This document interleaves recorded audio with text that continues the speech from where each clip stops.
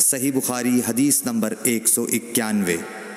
عبداللہ بن زید رضی اللہ تعالی عنہ نے وضو کرتے وقت برتن سے پہلے اپنے دونوں ہاتھوں پر پانی ڈالا، پھر انہیں دھویا، پھر دھویا، یا یوں کہا کہ کلی کی اور ناک میں ایک چلو سے پانی ڈالا اور 3 مرتبہ اسی طرح کیا، پھر 3 مرتبہ اپنا چہرہ دھویا، پھر کوہنیوں تک اپنے دونوں ہاتھ 2 بار دھوئے، پھر سر کا مسح کیا، اگلی جانب اور پچھلی جانب کا، اور ٹخنوں تک اپنے دونوں پاؤں دھوئے، پھر کہا کہ رسول اللہ صلی اللہ علیہ وسلم کا وضو اسی طرح ہوا کرتا تھا۔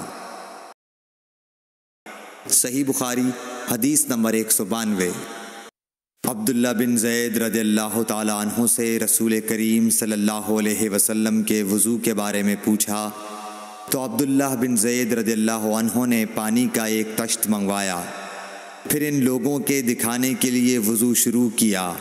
پہلے طشت سے اپنے ہاتھوں پر پانی گرایا، پھر انہیں 3 بار دھویا، پھر اپنا ہاتھ برتن کے اندر ڈالا، پھر کلی کی اور ناک میں پانی ڈال کر ناک صاف کی 3 چلوؤں سے 3 دفعہ، پھر اپنا ہاتھ برتن کے اندر ڈالا اور اپنے منہ کو 3 بار دھویا، پھر اپنا ہاتھ برتن کے اندر ڈالا اور دونوں ہاتھ کوہنیوں تک 2 بار دھوئے، پھر سر پر مسح کیا، اس طرح کہ پہلے آگے کی طرف اپنا ہاتھ لائے، پھر پیچھے کی طرف لے گئے، پھر برتن میں اپنا ہاتھ ڈالا اور اپنے دونوں پاؤں دھوئے۔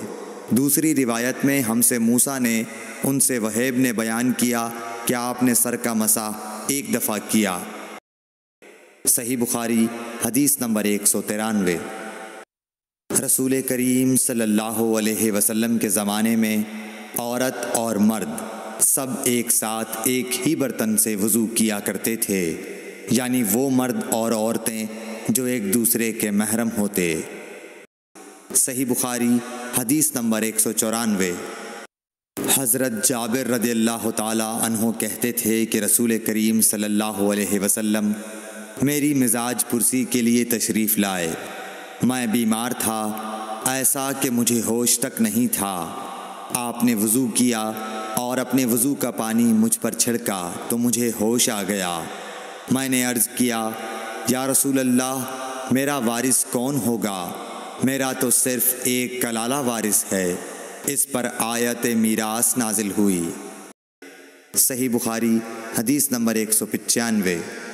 ایک مرتبہ نماز کا وقت آ گیا تو جس شخص کا مکان قریب ہی تھا وہ وضو کرنے اپنے گھر چلا گیا، اور کچھ لوگ جن کے مکان دور تھے رہ گئے، تو رسول کریم صلی اللہ علیہ وسلم کے پاس پتھر کا ایک لگن لایا گیا جس میں کچھ پانی تھا، اور وہ اتنا چھوٹا تھا کہ آپ اس میں اپنی ہتھیلی نہیں پھیلا سکتے تھے، مگر سب نے اس برتن کے پانی سے وضو کر لیا۔